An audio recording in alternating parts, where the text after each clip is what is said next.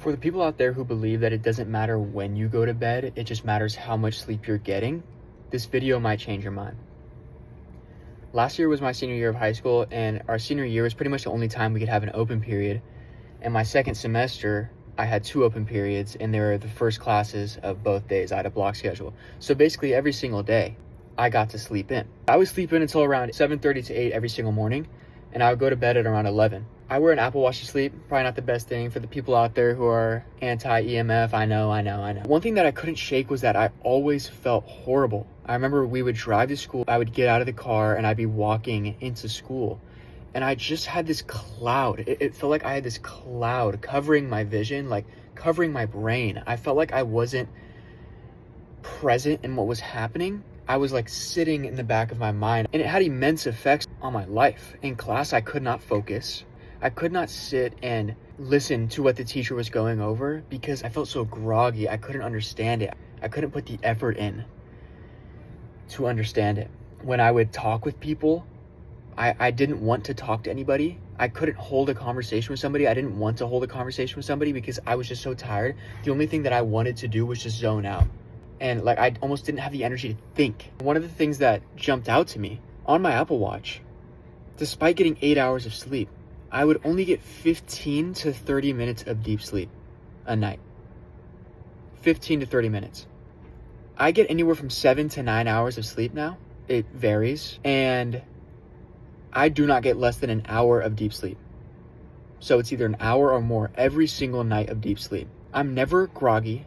I feel like that cloudy lens that was covering the front of my brain is just gone. It's a lot easier to be present in what I'm doing. I've always been a pretty intelligent person, and that's not to boast, but I would have these rare occasions senior year where I would just amaze myself, like, wow, like I can't believe I solved that problem, or I learned that 2 years ago and oh, I was still able to do it. Now, after switching how I approach sleep, those instances happen so frequently.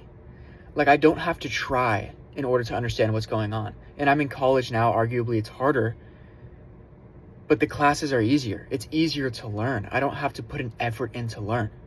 It's so much easier to concentrate on what the professor is talking about. My ability to talk with people has gotten better. It's not a hassle to talk with people. I can be present in the conversation. It's not like I want to be zoning out or be somewhere else because I'm too tired to hold a conversation with somebody. Seriously, how you sleep dictates your whole life. It really does. And what I'm trying to say is, senior year, I was getting the most sleep that I'd ever gotten, but I was feeling the worst I'd ever felt. I had the lights on until I went to bed. I was waking up once the sun was already up. Compare that to my lifestyle now. Once the sun goes down, I keep the lights low. I wear my red lens glasses. I go to bed when I feel tired. I wake up when the sun's coming up, and it's dramatically changed my quality of life. I wake up feeling good. I wake up feeling rested. I wake up feeling like I'm ready to seize the day. If you fix your sleep habits, it will amaze you how much more efficient your brain and your body work together, how much easier it is to achieve things and to do things that you weren't able to do before. But you have to know how to sleep correctly. And the best quality of sleep you can have is in tune with the sun, in tune with what is going on in your environment. The more you stray away from what your environment is telling your body to do, the worse you are going to feel.